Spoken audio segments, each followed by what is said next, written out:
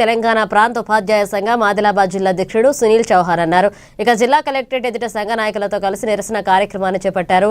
ఉద్యోగ ఉపాధ్యాయ పెన్షనర్లకు సంబంధించి పేరుకుపోయిన పెండింగ్ బిల్లులను పూర్తిగా చెల్లించాలన్నారు.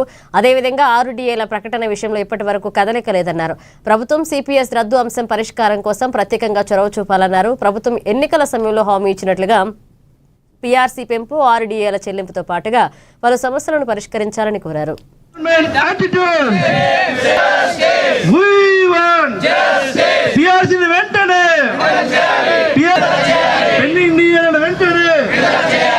తెలంగాణ రాష్ట్రంలో ఉద్యోగ ఉపాధ్యాయులందరూ కూడా వారి యొక్క ఉద్యోగాలను పణంగా పెట్టి సకల జన సమ్మె చేసుకుని ఏర్పాటు చేసుకున్నటువంటి రాష్ట్రంలో గత దశాబ్ద కాలం గత ప్రభుత్వంలో ఉపాధ్యాయ ఉద్యోగులకు గ్రహణ కాలంగా పట్టింది.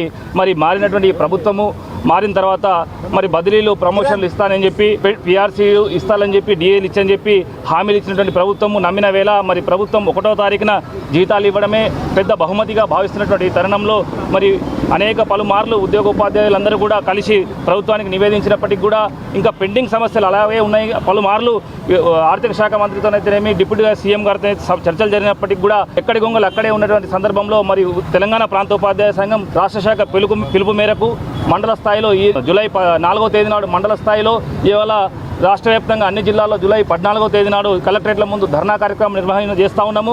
ఆగస్టు 1వ తేదీ నాడు ఈ రాష్ట్ర శాఖ ఆధ్వర్యంలో ఇందిరా పార్క్ పెద్ద ఎత్తున ధర్నా కార్యక్రమం నిర్వహణ చేస్తున్నాం. కాబట్టి మరి ప్రభుత్వం ఇప్పటికైనా తమ అలసత్వాన్ని వీడి మరి ఉద్యోగ ఉపాధ్యాయుల పెండింగ్ సమస్యలన్నింటినీ కూడా పరిష్కరించాలని చెప్పేసి కూడా తెలంగాణ ప్రాంత ఉపాధ్యాయ సంఘం పక్షాన కోరుతా ఉన్నాము. ముఖ్యంగా పరిష్కరించిన సమస్యలు అయితేనేమి గత 3 సంవత్సరాల నుండి PRC కమిటీ వేసినప్పటికీ కూడా ఈ PRCని అమలు చేయకుండా తక్షణం 51% ఫిట్మెంట్ తోని PRCని అమలు చేయాలని తెలంగాణ ప్రాంత ఉపాధ్యాయ సంఘం డిమాండ్ చేస్తూ ఉంది. అదేవిధంగా ఇప్పటి వరకు గత ప్రభుత్వంలో కేవలం 3-4 DAలు పెండింగ్లో ఉంటే ఈ ప్రభుత్వం దానికంటే ఎక్కువగా 6 DAలను పెండింగ్లో పెట్టడం జరిగింది.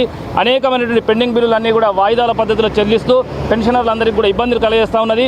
కేంద్ర ప్రభుత్వం ఇచ్చినటువంటి CPS రద్దు మెమో నెంబర్ 57ని పక్కనున్న రాష్ట్రము అమలు చేస్తూ ఉంటే మన ప్రభుత్వము మొద్దు నిద్ర వీడటం లేదు. కాబట్టి వెంటనే పరిష్కరించాలని చెప్పేసి అనేక సమస్యలను పరిష్కరించి అని చెప్పేసి తెలంగాణ ప్రాంత ఉపాధ్యాయ సంఘము కోరుతాం.